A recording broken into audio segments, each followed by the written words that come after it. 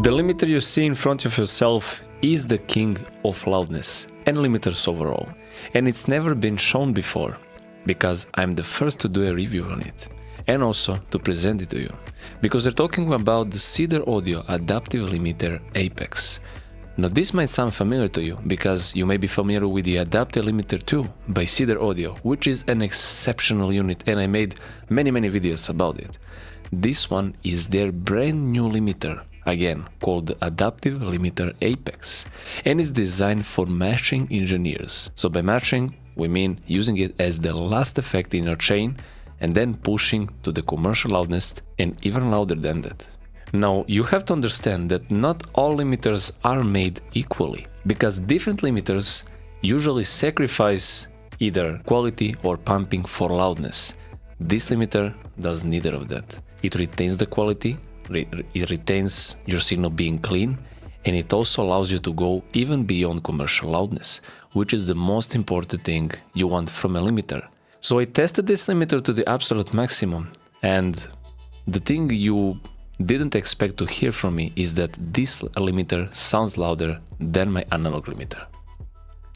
I'll let that sit for a moment. I was shocked as well. I love both of them, but this one is just louder, sounds cleaner, and I definitely prefer using this one. Now for those that aren't very familiar with adaptive limiting and how it differs from a conventional limiting, the difference is that the conventional limiter controls the loudness by suppressing the peak amplitude when it would exceed a user-defined threshold. Adaptive limiter works a bit different. I mean, a lot different. Adaptive limiter Apex, in this case, is using a unique adaptive algorithm that calculates a continually varying EQ profile that constrains the amplitude of the output while retaining the integrity of the input signal. In very simple terms, this means that as much as you push this limiter, you won't get distortion and your signal will remain clean. The only thing you can get is exceptional loudness. And we'll be also putting this to the absolute test. But first of all, we need to understand how this limiter operates. So we have a few controls here. We have the spectral, we have the temporal, low and high frequency knobs, we have the linking, gain, ceiling, we have the bypass, we have the oversampling, and we have the quantization. Spectral is basically where the magic happens, and I like to call this the magic trigger, because as you increase the spectral value, you are allowing the attenuation profile to change more from frequency to frequency, which can be also monitored using this window, and you'll be seeing this later in the video. If you set this value, for example, to negative, something like this, you'll be triggering more of that conventional limiting.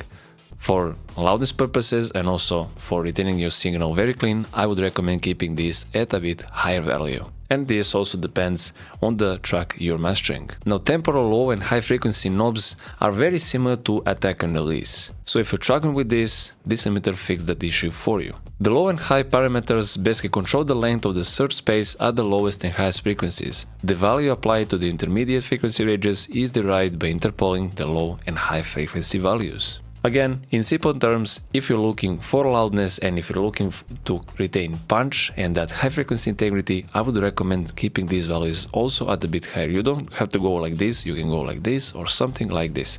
This all depends on you. We have the channel linking, which we didn't have on the Adaptive Limiter 2, but we have on the Adaptive Limiter Apex, which makes it even more flexible and even more louder than the Adaptive Limiter 2. This feature basically allows you to link the channels and process them together, or if you set it like this, completely unlink them and process them individually.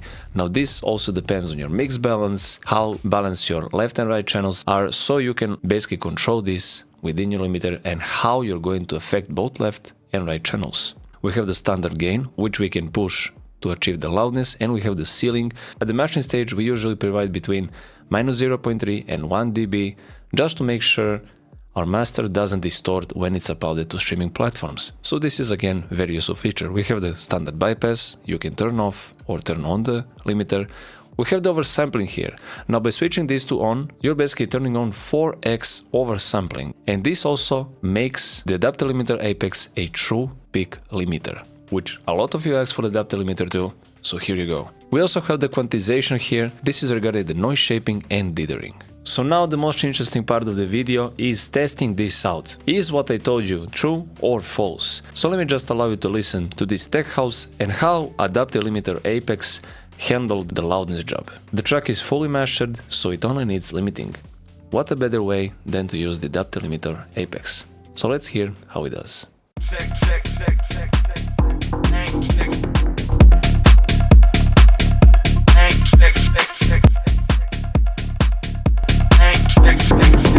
There's no limit to my spending, bitch. I got a blank check. I got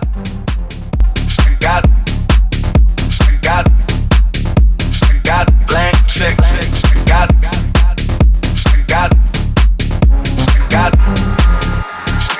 Blank check. There's no limit to my spending, bitch. I got a blank check. There's no limit to my spending, bitch. I got a blank check. There's no limit to my spending, bitch. I got a blank check. Got a blank check. Bitch, I got a blank check.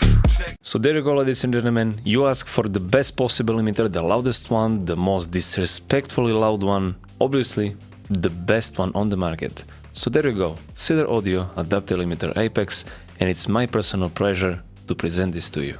So try it out, let me know what you think, and I hope to see you in a new video. Take care.